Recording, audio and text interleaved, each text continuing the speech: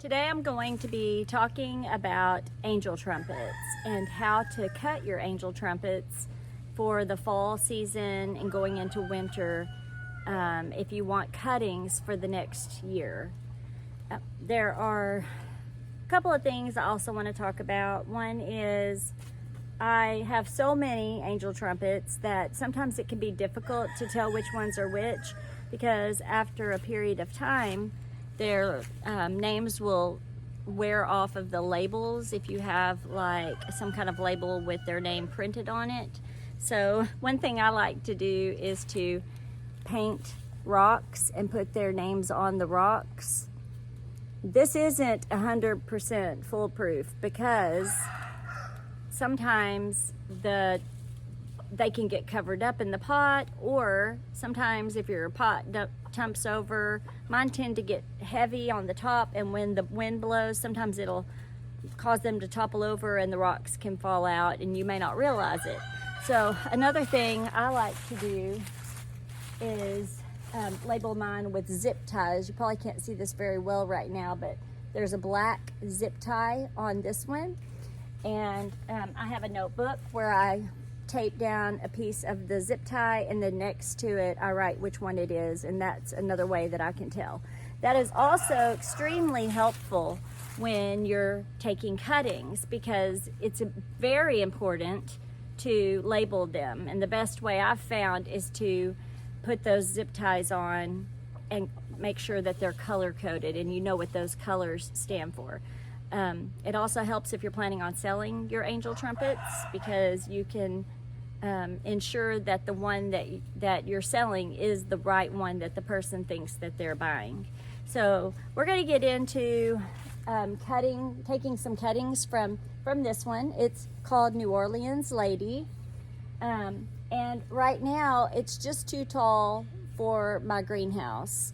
We're going to put in a low ceiling in our greenhouse, because it's like there's the attic and then where the ceiling would go, just to keep the heat down low through the winter and not waste so much energy. And this angel trumpet's going to be too tall and it's going to actually rub into that ceiling. So I'm going to cut it back, and I'm actually going to cut it back pretty substantially. I haven't done this before. It's really kind of hard for me to do, but this year, because I want more of the different varieties, I'm going to do it, because I know that taking cuttings produces the best plants. So here we go. So I'm going to cut this one. We'll start here. Okay, so now I've cut this limb off, and I'm going to just cut sections that are, especially with these smaller ones, that are about a foot long, maybe 15 inches. I kind of look at it and think about, like, how do I want the next cutting to look? And this one's kind of a crazy looking one, so it's a little bit more challenging for me, but I'm going to go ahead and cut this one right here.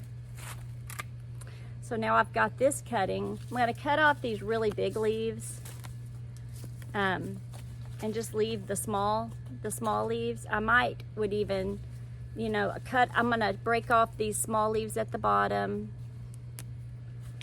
and then just only have this. And this is a great cutting. I'll take my black zip ties when I'm done and I'll zip tie them, not too tight, but tight enough to stay on, and then I'll know that these are New Orleans Lady. And I'm also going to put this one down into some water. Okay, on this one, the blooms typically happen above a V in your stem.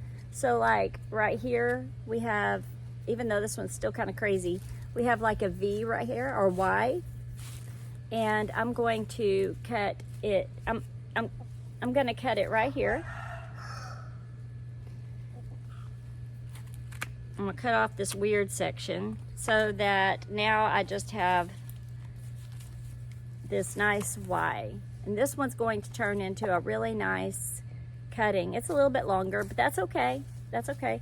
It's going to turn into a really nice cutting this year.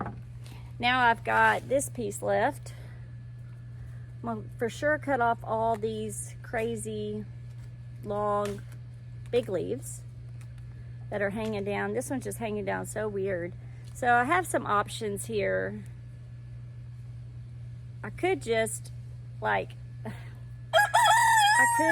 could leave it like that, but it really won't fit very well. So I think what I'm gonna do is turn it this way, and I'm gonna cut here just to make it have a little bit more of a bottom, and then I'm going to put it in the water like this and just let my roots come off right here. And then this one, it'll just be a smaller cutting, but it'll still grow. And if you start them now in the fall, they'll grow really well as long as you take good care of them. You know, they'll make nice plants. They'll actually grow big the next season. Okay, so I'm gonna put these in water. Okay, now I could keep doing that, but I want to show right here. There's a nice Y right here. Okay, this piece right here. And if I were to cut this one down lower, about right here, just this cutting right here would make a really solid piece for next year. So I think that's what I'm going to do. I'm going to be cutting this plant back down to here, and then I'm probably going to leave maybe about 5 inches above this Y, and do that all around. Just find the right places to cut it all around. I also want to talk about the importance of making sure that your cutting is going the right direction. If you look at this one, you can see right here that there is like a place where the stem would come out, and then right above it there are these little little knots right here. These are actually like little leaf, where the leaf buds would come out, and you can actually see it on this one right here, that is where the leaves do come out, right above these little indentions right here. Trying to get that clear.